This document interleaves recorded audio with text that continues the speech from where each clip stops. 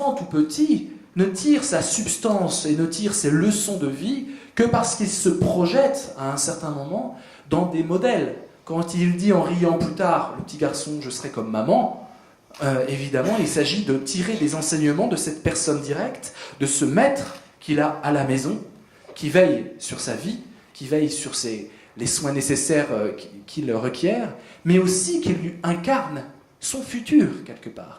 Comment maman est avec les gens, comment maman sourit alors que c'est dur pour elle, comment maman, quand elle a bobo, elle arrive à rester digne, comment maman pleure, comment maman rit. Tout ça, c'est autant de leçons à domicile de la vie future. Voilà pourquoi maman, même pour un petit garçon, est un modèle. Et papa, bien sûr, aussi.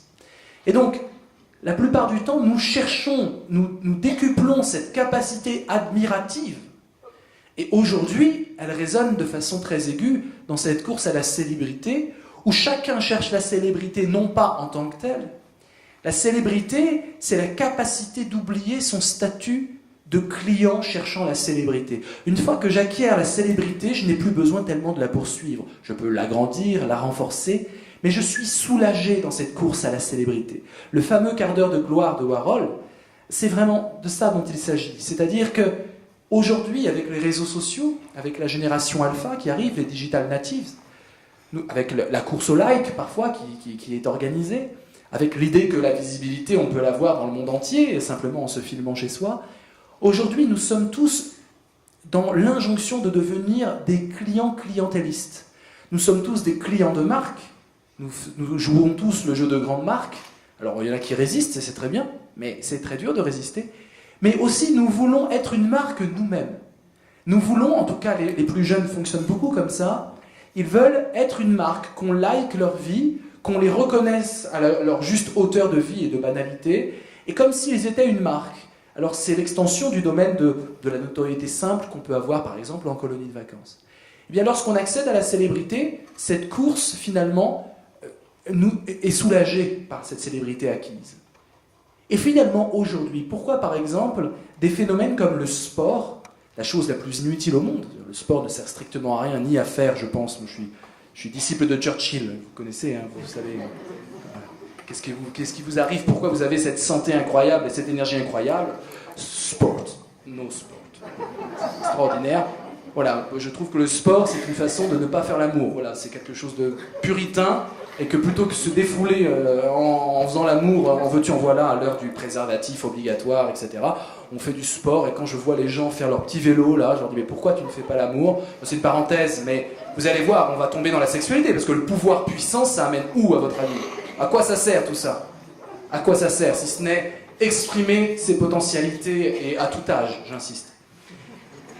Donc, le sport sert à rien, et pourtant tout le monde, surtout les hommes, tout le monde en boit, en veut, en mange. C'est quasiment la nouvelle religion. Aujourd'hui, vous regardez les messes sportives, vous vous dites, mais c'est vraiment la seule communion qui fédère le monde entier. Nous avons des messes solennelles, et un sport totalement inutile, totalement idiot à regarder, du gazon, des sportifs idiots, tous idiots évidemment, qu'on veut nous vendre comme des moralisateurs de la société. C'est ça qui est incroyable, c'est qu'on nous dit il y a une morale du sport, c'est juste des entrepreneurs avant l'heure, c'est juste une leçon de déshumanisation. Il y a 2-3 sportifs qui sortent du lot, mais c'est le spectacle le plus désastreux en termes d'humanisme, en termes intellectuels, en termes philosophiques. Je sais qu'il y a maintenant des philosophes qui, du coup, font la philosophie du sport, mais je vous en fais une, c'est une philosophie du sport. Proche de Jean-Marie Brouham, si vous connaissez ce professeur de sociologie, lui, il va carrément, il parle de tyrannie sportive et de nazisme généralisé. Je ne vais pas jusque-là.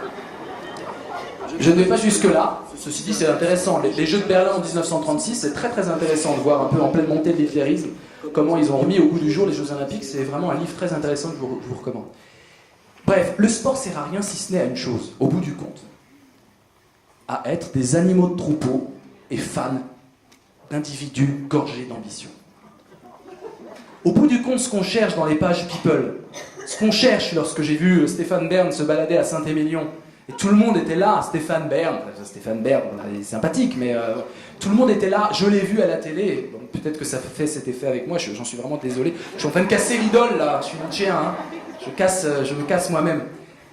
L'idée c'est quoi? L'idée c'est qu'on suit des destins où on a l'impression que l'individu que l'on suit, le sportif en est un bon exemple, il faut l'avouer, dépasse ses propres limites.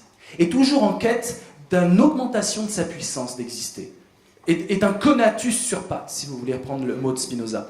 C'est plus l'être qui persévère dans son être, c'est l'être qui persévère dans l'extase de lui-même. Il sort de lui-même. Et ce qu'on aime regarder, parce que évidemment ça m'arrive de regarder du sport, et j'ai quand même des matchs dans la tête, ce qu'on aime regarder au sport, pourquoi on crie devant sa télé, comme si tout d'un coup il en allait d'un destin révolutionnaire pour la société, comme si ça allait vraiment changer les choses. Eh bien on crie parce que tout d'un coup on a suivi l'ascension de quelqu'un qui s'est dépassé. Nous avons un modèle d'ambition, un modèle d'ambitieux, et nous sommes complètement en admiration, comme j'étais avec Gaëtan, c'est-à-dire on veut en être, on veut être dans son équipe. On a l'impression qu'en se rattachant visuellement, affectivement à cet ambitieux, nous participons de notre propre ambition. C'est la puissance. Et finalement, quand vous observez toutes nos admirations, on cherche que ça. Ce qu'on cherche à avoir, ce n'est pas l'exercice du pouvoir pour le pouvoir. D'ailleurs, il nous est assez détestable. La politique française nous a assez fatigués avec l'exercice du pouvoir pour le pouvoir. Ce n'est pas l'exercice de la puissance pour la puissance. Ce que nous voulons voir, ce dont nous voulons nous abreuver à satiété, c'est de voir l'ambition forte de quelqu'un d'autre. Peut-être parce qu'on en manque, peut-être parce qu'on n'a pas su manœuvrer avec cette propre ambition. Donc quand je disais la puissance et le pouvoir, c'est pas pour tout le monde, j'insiste sur la chose. La puissance et le pouvoir, c'est intéressant que pour les ambitieux. Pour les autres, ils suivent la puissance ou le pouvoir. Et je dirais 90% des personnes sur cette terre, en tout cas dans nos sociétés modernes, se contentent de suivre en râlant. Ah oui, on râle, le pouvoir ça fait râler, mais on ne cherche pas à le changer du tout. Le pouvoir, on râlouille, aucune invention de sociabilité nouvelle, aucune utopie décrétée, aucune personne dans la rue en train de refaire le monde comme en 68. C'est complètement... On est tous dans notre petite bulle à admirer des ambitions et à râlouiller sur ceux qui en font pas. La puissance et le pouvoir est une question d'ambition, mais du coup ça nous concerne tous. Si nous sommes tous connectés à des ambitions, peut-être que nous n'avons pas d'ambition personnelle, nous avons des passions, nous avons du désir, bien sûr, mais l'ambition c'est tout à fait autre chose, je dois vous dire un mot de ça, parce qu'on ne peut pas comprendre les notions de puissance et de pouvoir sans comprendre cette notion absolument taboue, non vue de toute l'histoire de la philosophie. Pas un seul philosophe s'est penché sur la question. Si les encyclopédistes pour dire c'est bas, l'ambition, Spinoza les goûts de l'argent, le pouvoir c'est ridicule. Les philosophes c'est toujours l'ambition, c'est pas pour nous. Tu parles. Il suffit de voir les philosophes quand ils deviennent ministres ou quand ils ont des postes de responsabilité. L'ambition, qu'est-ce que c'est?